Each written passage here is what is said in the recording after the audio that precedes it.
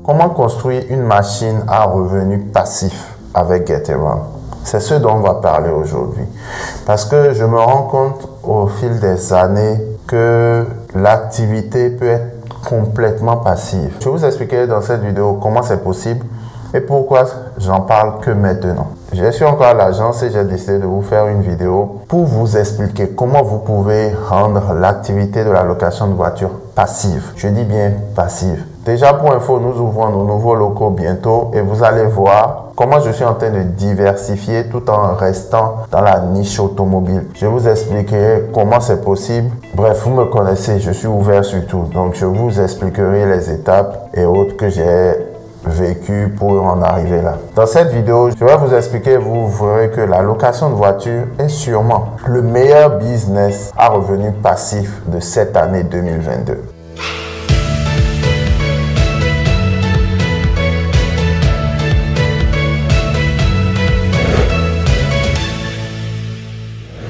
Maintenant, je ne sais pas pour vous, mais avec ce qui s'est passé ces 2 dernières années, les habitudes sont en train de changer avec une telle rapidité que vous n'aurez malheureusement pas d'autre choix que de diversifier. Parce qu'aujourd'hui, avec la pandémie, les gens se sont rendus compte qu'ils peuvent maintenant laisser leur emploi et se mettre à leur propre compte. En un mot, vous n'avez pas d'autre choix que de créer un complément de revenus aujourd'hui. Parce qu'aujourd'hui, le salaire simple ne suffit pas. Les gens sont insatisfaits de leurs conditions de travail et de leur pouvoir d'achat très limité. La plupart des gens se disent qu'ils devraient peut-être investir dans l'immobilier, dans des cryptos ou peut-être encore dans une start-up. Mais moi, je leur dirais, pourquoi ne pas créer sa propre entreprise? Avant de rentrer dans le vif du sujet, je vais vous demander de me faire une petite faveur. Si vous pouvez appuyer sur le bouton j'aime, n'oubliez pas la cloche de notification pour que l'algorithme YouTube puisse recommander cette vidéo à d'autres personnes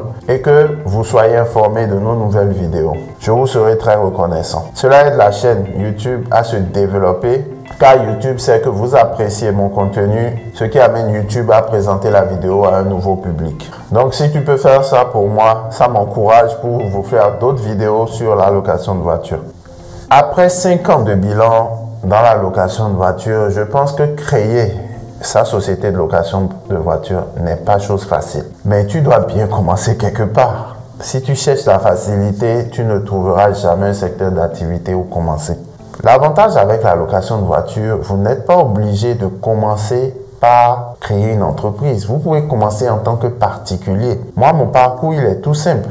J'ai commencé en tant que particulier. J'ai ensuite utilisé l'effet de levier avec quelques montages financiers qui m'ont permis de multiplier mon nombre de véhicules à un nombre de véhicules important. Ensuite, j'ai créé ma société de location de voiture. J'ai fait mon petit bonhomme de chemin avant de créer mon agence de location de voiture. Donc, démarrer avec les plateformes d'autopartage telles que Get-A-Run et Weka est un excellent moyen de se mouiller les pieds avant de créer son entreprise de location de voiture. Je dirais même c'est mieux de commencer comme ça, même si vous avez le capital de départ. Et je peux en parler parce que je suis l'exemple typique. Il y a 5 ans, j'étais encore salarié. Mais aujourd'hui, j'ai une équipe avec laquelle je travaille. J'ai des collaborateurs qui partagent la même vision que moi et nous avançons ensemble.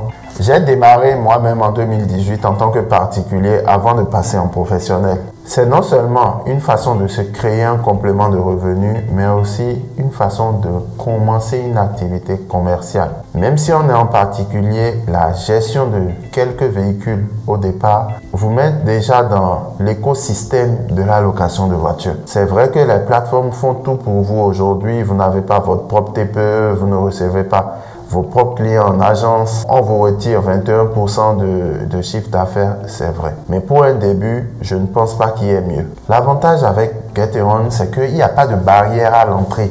L'entrée est accessible à tout le monde. Et vous pouvez démarrer même avec votre véhicule qui traîne actuellement dans votre garage, histoire de tâter l'activité et aussi de pouvoir couvrir des frais comme l'assurance et le crédit qu'il y a sur le véhicule si vous en avez. En un mot, les locataires payeront pour les traites de la banque et votre assurance sur votre véhicule. Le but est de transformer votre véhicule en un actif productif qui génère des revenus. C'est la raison pour laquelle je suis convaincu que les plateformes d'autopartage vont permettre à beaucoup de personnes de pouvoir générer un complément de revenus. Maintenant, ne vous emballez pas très vite. La chose la plus importante pour faire des plateformes d'auto-partage un complément de revenus est de planifier votre départ correctement. Vous devez configurer correctement votre départ. En un mot, vous devez avoir de bonnes fondations. Et pour réussir, il n'y a pas mieux qu'un mentor. Quelqu'un qui a déjà pris par le chemin. Je me rappelle encore à mes débuts, je ne vais pas citer son nom, mais on garait nos véhicules plus ou moins au même endroit. Cette personne en entreprise avait obtenu près d'un demi-million de crédits de la banque. J'ai eu l'information par un pote à lui qui est aussi dans la location de voiture. Qu'est-ce que j'ai fait le jour-là quand je l'ai vu? Je n'ai pas oublié. Je l'ai invité à déjeuner. Et durant le déjeuner, il m'a lâché une seule phrase qui m'a permis, moi, de comprendre comment il avait pu présenter son dossier à la banque pour se faire financer. Vous savez, on est à l'ère de l'information et l'information est capitale. L'information que ce monsieur avait m'a permis à moi de pouvoir me projeter. Parce que si vous n'avez pas le capital qu'il faut, vous aurez toutes les bonnes idées, mais elles resteront dans votre tête jusqu'au jour de votre mort. Vous pensez que je regrette l'invitation que je lui ai faite pour le déjeuner le jour-là? Non. Si j'ai pu, en une période très rapide, utiliser cette information et cela a eu un impact positif sur mon business, je pense que vous aussi, vous devez faire pareil. Vous devez tirer profit des gens qui connaissent plus que vous. La deuxième chose que je vais vous conseiller est de faire la priorité sur les véhicules connect. Les véhicules éligibles au boîtier Getaround Connect. Surtout si vous avez l'intention de gérer une grande flotte de véhicules. Car même si vous le souhaitez, vous ne pouvez pas être à plusieurs endroits à la fois. Donc, le mieux à faire pour un début est de permettre à vos clients de louer des véhicules en libre service grâce aux applications Getaround et Recar. En le faisant, vous vous libérez du temps, ce qui vous permettra de vous consacrer à d'autres projets. Je vois beaucoup de personnes qui commencent au début et se mettent à remettre des clés. Le temps est la chose la plus chère. Le temps a plus de valeur que l'argent. Supposons que vous avez 10 véhicules. Vous pensez que vous pouvez être en train de remettre 10 clés à 10 individus? Non, ce n'est pas rentable pour vous de perdre votre temps à remettre des clés. Et ensuite, ne vous laissez pas guider par des vendeurs d'illusions. Faites aussi des recherches sur la personne. Veillez à ce que ça soit une personne qui vit de l'activité, pas une personne qui vit de la formation qu'il est en train de vous vendre. Trouvez quelqu'un qui a des chiffres. Prenez mon cas. Je loue sur la plateforme Getaround, mais j'ai aussi mon agence de location de voitures. J'ai des collaborateurs avec lesquels je travaille. Vous verrez que je vis de l'activité. J'ai commencé avec Getaround, mais aujourd'hui, j'ai su sortir des griffes, entre parenthèses, des plateformes. Ce n'est pas que je ne continue pas d'utiliser les plateformes. Oui, j'ai plusieurs véhicules sur les plateformes, mais je ne fais pas que les plateformes. J'arrive aujourd'hui à prendre une clientèle en direct. Connaissant maintenant les tenants et les aboutissants de l'activité, aujourd'hui, je n'y consacre plus trop de temps comme au début où j'étais au four et au moulin. Aujourd'hui, j'ai presque tout délégué. C'est la supervision qui est la dernière chose que je fais.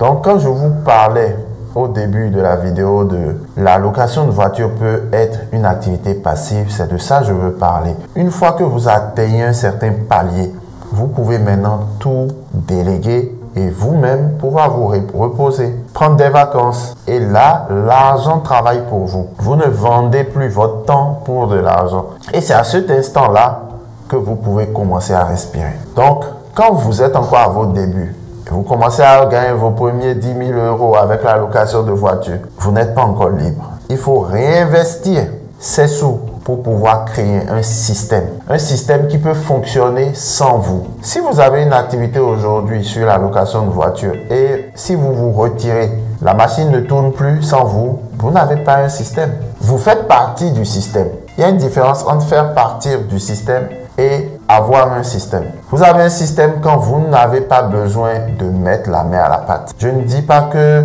une fois ou deux, vous n'allez pas mettre la main à la pâte. Bien sûr que vous allez le faire. C'est même mieux que vous le fassiez pour que les gens de l'équipe sachent que vous avez déjà tout vécu.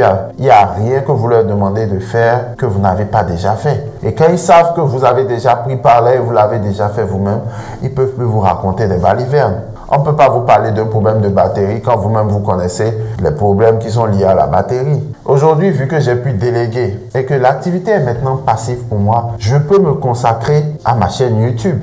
Je peux me consacrer à d'autres activités qui m'apportent du plaisir.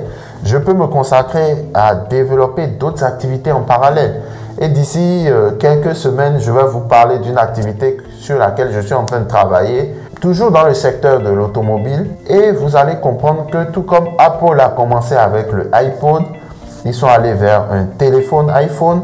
Ensuite, ils sont allés vers des ordinateurs MacBook, iMac. Après, ils sont allés vers un iPad. Vous allez comprendre que vous pouvez toujours rester dans le même secteur et développer.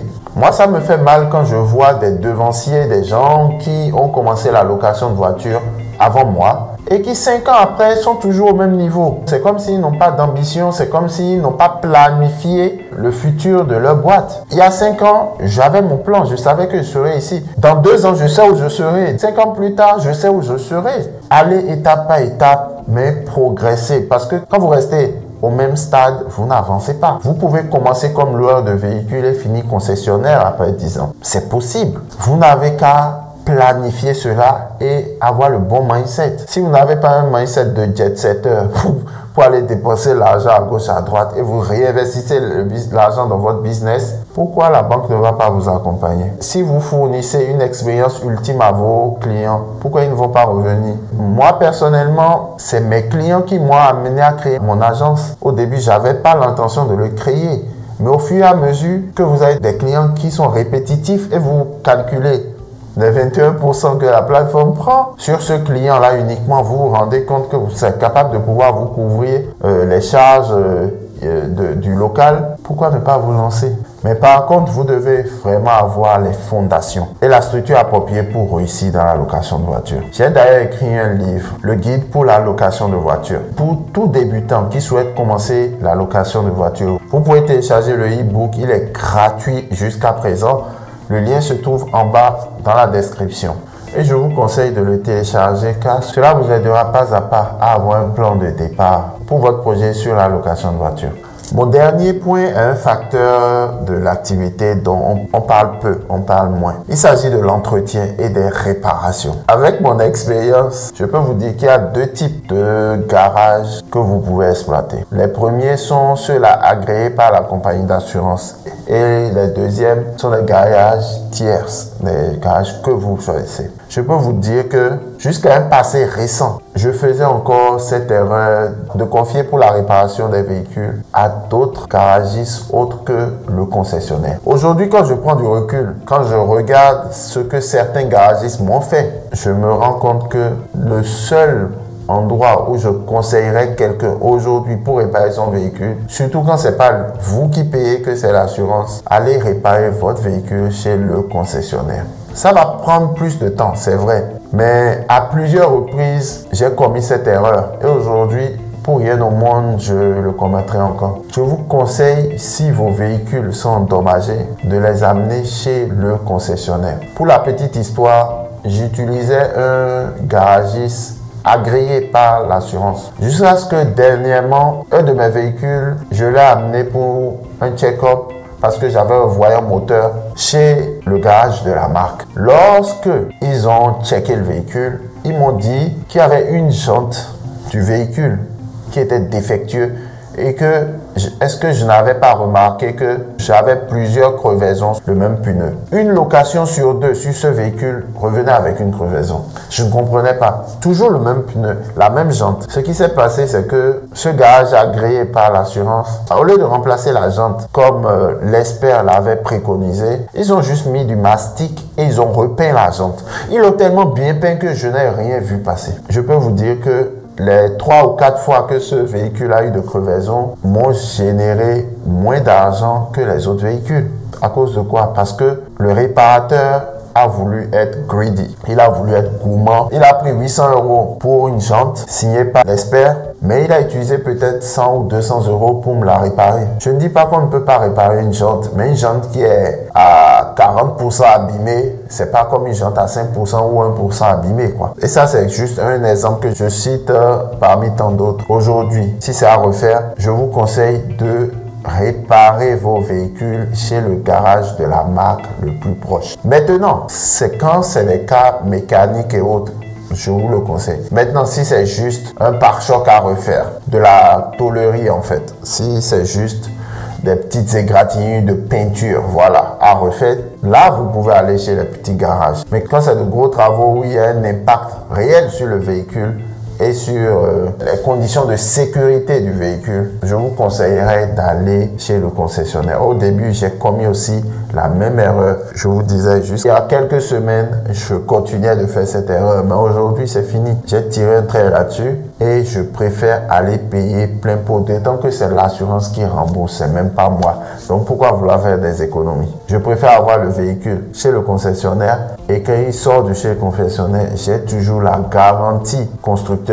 Ce que beaucoup de gens aussi ne savent pas, quand vous avez des véhicules récents, neufs, et qu'un véhicule a eu un choc ou important ou vous le faites réparer chez autre que le garage de la marque, vous avez des potentialités de perdre la garantie constructeur. Donc, si vous avez des véhicules récents, je vous conseille d'aller dans le garage de la marque le plus proche afin de pouvoir conserver votre garantie constructeur qui peut aller avec des Kia par exemple jusqu'à 7 ans, 10 ans. Donc l'erreur serait d'aller réparer votre véhicule chez un petit garagiste et de perdre l'assurance que si vous avez un vrai souci, vous pouvez être couvert par la garantie constructeur.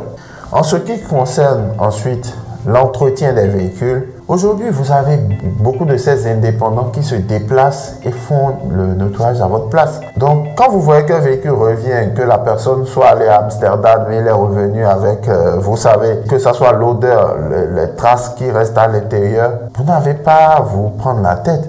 Vous appelez ces gens, ils viennent avec leur fourgonnette, ils nettoient le véhicule, ils font une facture. Cette facture, vous la faites rembourser par la plateforme. Quand vous avez une facture authentique, ils vont vous rembourser. Aujourd'hui, moi, je le redis directement de la caution qu'on ne fait pas empreinte bancaire à l'agence. Ce sont donc mes 3 principaux conseils pour gérer et démarrer votre entreprise sur les plateformes d'autopartage et faire en sorte qu'elle soit une source de revenus passifs. Donc, posez correctement vos fondations afin d'avoir une excellente fondation et une croissance rentable. Parce que l'activité, elle doit être rentable. Et si elle n'est pas rentable, c'est qu'il y a quelque chose que vous faites qui n'est pas bon. Ne vous dites jamais qu'une activité n'est pas bonne. Toute activité est bonne.